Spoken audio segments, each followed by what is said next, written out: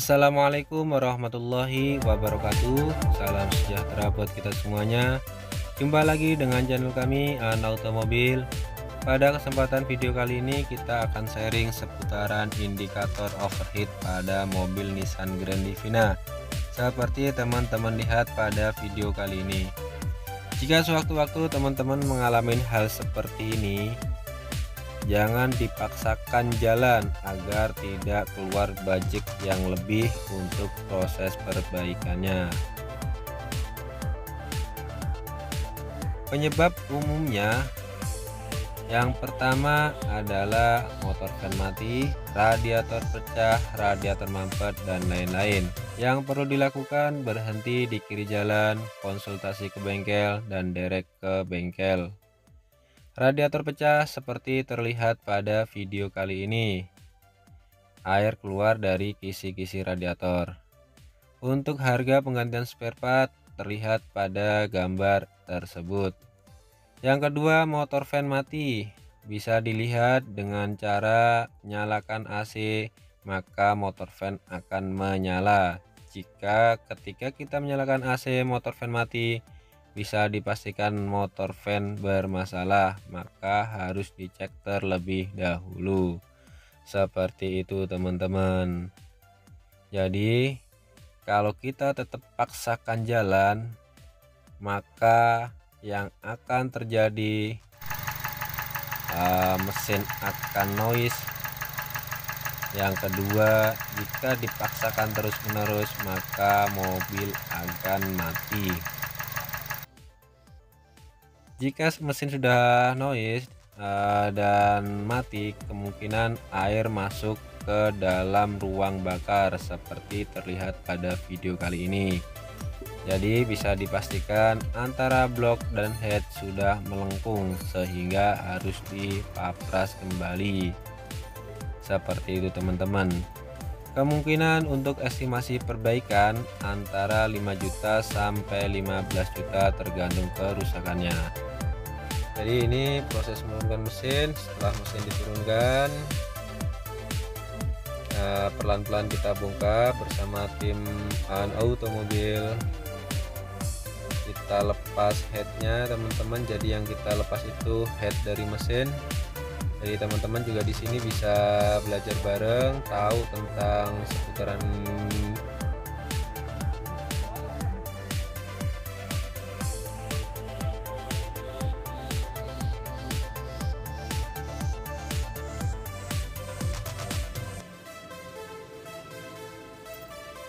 dan itu bagian dalam adalah piston, posisinya hitam juga, saluran oli pada samping, ini saluran oli pada bagian bawah teman-teman seperti ini. Jadi kita coba pelan-pelan bersihkan. Ini kerak pada head mesin. Biasanya kerak yang paling parah berada pada head teman-teman karena dia posisinya di atas. Ini oil pan bawah kita udah lepas. Coba kita lepas juga oil pan yang atas. Jadi oil pan-nya ada dua teman-teman. Yang bagian bawah ini buat ngetap oli, di atasnya itu untuk pegangan crankshaft belakang. Seperti ini, pelan-pelan dilepas sambil dilihat kondisi kerak dari mesin tersebut seperti itu. Nah, ketika sudah terlepas, bagiannya seperti ini teman-teman, bagian dalamnya.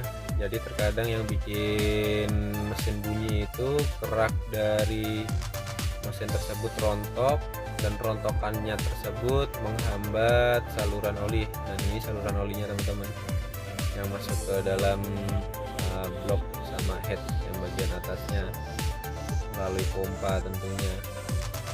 Coba kita bersihkan metal duduknya.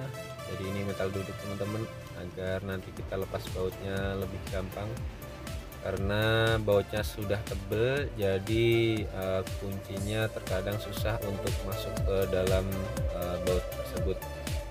Jadi pelan-pelan kita bersihkan saja. Bagian dalam tersebut ada crankshaft. Nah ini shaft, kalau ini keraknya sudah benar-benar tebal. Kadang dari kerak ini yang menyebabkan noise engine. Kerak tersebut dia rontok, mengalir juga ke dalam saluran oli dan menyumbat sehingga oli tidak bisa naik ke atas atau ke head. Beberapa komponen seperti camshaft, rantai timing dan sebagainya dia tidak terkena pelumasan sehingga mengakibatkan noise pada engine tersebut. Dan jika sudah noise, segeralah dibawa bengkel yang kira-kira menurut teman-teman bisa terpercaya atau hasil perbaikannya sesuai standar Nissan. Bisa dibawa ke dealer langsung atau bisa dibawa ke spesialis atau bisa dibawa ke bengkel yang kira-kira teman sudah percaya, seperti itu. Ini kita lepas metal duduknya dengan menggunakan pipa karena agak berat, dibantu beberapa teman juga teman-teman. Untuk saat ini engine standnya kita belum ada. Pas saat video ini ya next kita adakan agar mempermudah kita dalam membongkar mesin tersebut, seperti itu. Kita lepas pelan-pelan. Teman-teman bisa lihat kondisi oli, terlihat benar-benar hitam dan berkerak. Jadi untuk penggantian oli agar terhindar dari masalah-masalah seperti ini, kiranya penggantian oli cukup di 5.000, lebih cepat lebih baik. Atau untuk olinya sendiri usahakan menghindari oli palsu. Mungkin caranya belilah oli di toko-toko atau tempat-tempat yang kiranya dapat terpercaya. Jadi agar teman-teman tidak kena oli palsu. Terkadang oli palsu itu sendiri harganya jauh lebih murah dari oli-oli yang terjual di dealer ataupun di spesialis atau bengkel-bengkel yang kiranya bisa dipercaya, seperti itu teman-teman. Ini kita buka baut dari stang piston teman-teman. Jadi pistonnya ada di dalam situ. Ini metal jalan kalau kita sebut. Kadang kalau emang pelumasannya kurang atau ada noise bunyi-bunyi, biasanya sering kalah antara metal, crankshaft dan camshaft. Kalau itu udah terjadi, siap-siap teman-teman akan keluar dengan budget di atas ya 7-10 juta lebih, kurang lebihnya seperti itu. Cuma jika masalah hanya engine oli slat atau oli berlumpur atau oli berkerak, cukup dibersihkan, diganti packingnya saja. Ini bagian headnya teman-teman, ini bagian tadi oil pan atas, kondisinya seperti ini. Jadi teman-teman bisa lihat ini adalah seal crankshaft bagian belakang yang sering bocor biasanya kalau usianya udah tua. Ini crankshaft setelah dilepas, ini adalah crankshaft bagian bawah. Ini blok mesin jika terlihat dari bawah. Ini stang piston dan pistonnya jadi seperti ini, ada 4 kalau untuk 4 silinder. Kalau untuk mobil seperti Datsun dan 3 silinder kok, dia juga jadinya ada 3. Ini SIM kalau kita nyebut atau valve lifter. Jadi untuk mobil Nissan Leafnya sendiri dia tidak ada spek atau ya teman-teman. Jadi jika noise-nya kencang atau celah dari spek, biasanya SIM ini yang kita ganti. Jadi tidak ada penyetelan katod teman-teman, seperti itu. Jadi di sini juga teman-teman bisa lihat SIM-nya itu modelnya seperti ini. Jadi beda dengan motor yang dia masih menggunakan setelan atau bisa di setel manual. Dan usia SIM ini sendiri asal performasinya bagus, jarang ada penggantian atau jarang ada masalah. Biasanya yang sering kalah itu sendiri di bagian metal, camshaft sama crankshaft kebanyakan di sini teman-teman. Dan setelah semuanya terlepas, dibersihkan satu persatu, Dan ini setelah dibersihkan, ini bagian blok mesin yang tadinya benar-benar kotor, sekarang udah enak dilihat teman-teman, udah sedikit bersih. Dan waktu untuk membersihkan sendiri antara seminggu sampai 2 mingguan teman-teman, tergantung dari kondisi bengkel, serta tergantung dari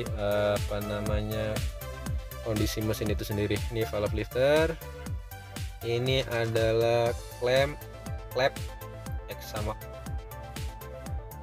in sama X, ini adalah crankshaft kita pasang. Ini yang tadi oil pan atas sekarang kita udah bersihkan, warnanya bisa dilihat seperti gambar ini teman-teman. Ini adalah head yang tadinya hitam, kita udah pasang juga beberapa labnya. Ini adalah puli CVTC, jadi kita bongkar juga teman-teman. Terkadang di dalam sini dia kondisinya benar-benar kotor, oli berkerak. Setelah crankshaftnya terpasang, kita pasang juga oil pan atas, dilanjutkan oil pan bawah. Nah, kalau udah terpasang seperti ini adalah tempat rantai timing. Ini kita udah silen, pakai warna grey agar kelihatan rapi. Ini pistonnya sudah terpasang rapi dan sudah dibersihkan. Kita pasang packing bloknya dulu teman-teman sebelum kita pasang headnya. Usahakan posisinya sesuai. Ini adalah headnya yang kita udah pasang klepnya dia ada 16 teman-teman. Jadi untuk satu silinder sendiri isinya ada 4 biji X2 in 2 seperti itu. Jadi untuk mobil Livina sendiri itu udah menggunakan double klep seperti itu, atau kita sering nyebutnya DOHC, double overhead camshaft. Jadi double nokennya untuk X sama pinnya seperti ini teman-teman, sebelum camshaftnya kita pasang sama valve lifternya kita pasang. Jadi kondisinya udah bersih, semoga aja awet. Dan untuk treatment perawatannya, oli sendiri diusahakan jangan sampai telat atau jangan sampai terkena oli palsu teman-teman. Untuk estimasi perbaikan mobil ini, jika tidak ada noise ataupun ada noise setelah kita bongkar tidak ada yang aus, bisa kisaran antara 5 juta sampai 10 juta tergantung dari spare part yang kita gunakan. Kalau kita menggunakan spare part oli, menggunakan packing set ori, kurang lebih di antara 6,5an teman-teman, seperti itu. Ini kita kencangkan baut head, usahakan pengencangan baut head dengan menggunakan petunjuk manual booknya atau kita sebut ESM, Electronic Service Manual, atau SM, service manual aja, seperti itu teman-teman. Jadi pengencangan baut ini tergantung merek mobil, beda ukuran teman-teman. Jadi di manual booknya sudah ada, di pengencangan pun sesuai dengan spesifikasinya atau sesuai petunjuk dari bawaan Nissan itu sendiri. Kalau untuk mobil Nissan Livina kita menggunakan ESM nya Nissan Livina.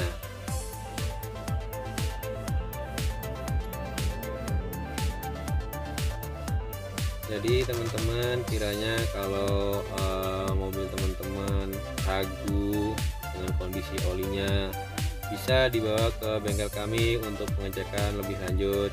Bisa dibuka dari cover timing atau dari rocker cover yang paling mudah. Biasanya juga bisa kita lepas dari sensor CKP atau CMP. Ini adalah timing chainnya teman-teman. Jadi teman-teman harus tahu bahwa untuk mobil Livina ini sendiri tidak menggunakan timing bell, melainkan timing chain. Jadi untuk usia Timing Chen sendiri itu sampai saat ini kami belum pernah melakukan penggantian seperti itu. Jadi dirasa awet seumur hidup jika tidak ada hal-hal yang dirasa bisa merusak seperti oli telat terus, dipaksa jalan dan sebagainya, atau overheat sehingga bermasalah seperti itu teman-teman. Oke, cukup teman-teman video kali ini, semoga bermanfaat buat kita semuanya. Kurang lebihnya jika ada salah dalam penyampaian, kami ucapkan mohon maaf yang sebesar-besarnya.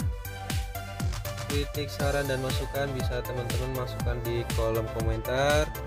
Semoga kedepannya kita bisa upload video yang lebih bermanfaat lagi. Bagi teman-teman yang belum subscribe, kami mohon untuk subscribe agar kedepannya kita bisa berkembang kembali.